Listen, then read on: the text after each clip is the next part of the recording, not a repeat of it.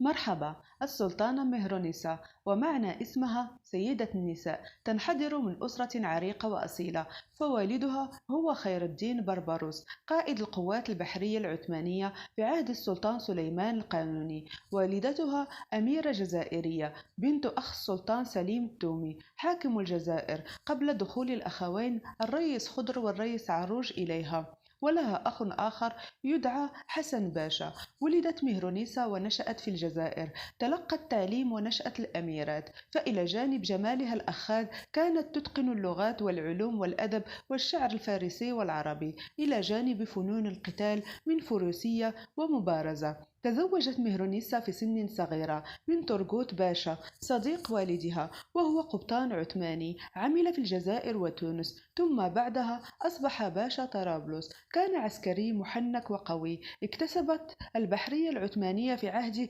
نفوذا جديدا امتد إلى شمال إفريقيا. توفي تورغوت باشا أثناء حملة الدولة العثمانية على الصليبيين في مالطا، فبعد أن قرر السلطان سليمان القانوني تنظيم حملة بحرية وبرية على فرسان يوحنا المقدسي بمالطا، ذهب تورغوت باشا مع الجيش العثماني قادما من طرابلس. وعند وصوله لاحظ أن قائد الجيش مصطفى باشا ارتكب خطأ جسيما، وهو عدم احتلال المرتفعات المطلة على القلعة التي يتحصن فيها الفرسان الصليبيين، فتقدم الجيش بنفسه محاولا تصحيح الخطأ معتمدا على المدفعية، فأصابته شظية في رأسه وقتلته في الحال، ثم نقل إلى طرابلس حيث دفن هناك.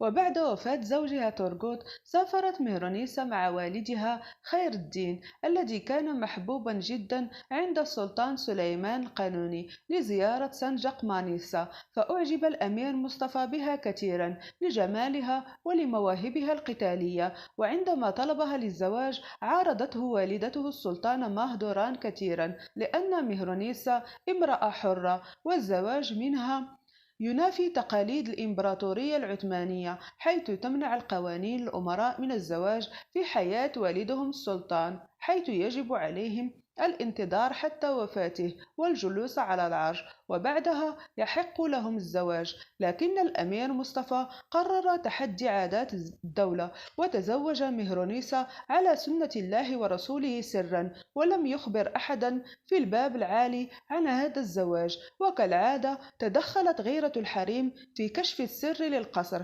فبعد قرابة العام قامت محظيات الأمير مصطفى وأمهات باقي أولاده السلطانات فاطمة ورميساء ونور جيهان بإرسال رسالة إلى السلطانة هرم يخبرنها فيها بزواج الأمير مصطفى، وقد كانت السلطانة ميرونيسا وقتها حامل بالأمير محمد. وكعادتها تلقفت السلطانة هرم الخبر وأسرعت به إلى السلطان سليمان القانوني، مستغلة الفرصة لنشر الفتنة بين الأب وابنه، حيث حاولت إقناع السلطان سليمان بأن تحدي الأمير مصطفى لتقاليد الدولة العثمانية ليس إلا تحدي لشخص السلطان سليمان بنفسه، ومن يجرؤ على هذا الفعل يمكنه الانقلاب على السلطان بكل سهولة. لكن السلطان سليمان القانوني لم يغضب كثيرا لزواج الأمير مصطفى والسلطانة مهرونيسا، أولا لأنها ابنة أحد أغلى وأعز البشوات على قلبه وهو الريس خضر، وثانيا لأنها تنحدر من أسرة ملكية أصيلة، مما جعلها فرصة لتعزيز العلاقات العثمانية وتقويتها مع شمال إفريقيا خصوصا الجزائر.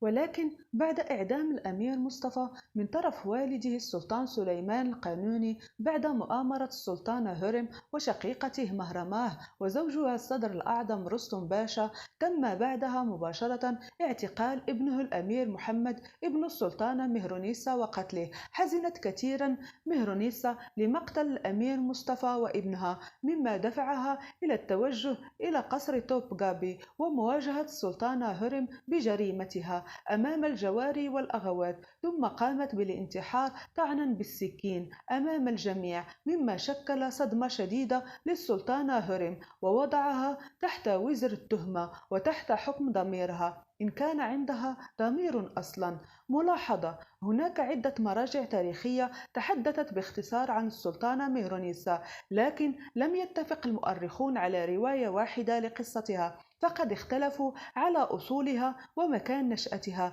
حتى نهايتها ووفاتها. فمنهم من لمح إلى أنها لم تنتحر، وإنما قتلت من طرف الأغوات عندما كانت تحاول مقاومة إعدامهم لابنها الأمير محمد تنفيذا لأوامر السلطان سليمان القانوني. وختاما، المرجو ترك ملاحظاتكم وتعليقاتكم على الفيديو، والضغط على زر الإعجاب والجرس والاشتراك بقناتنا ليصلكم كل جديد.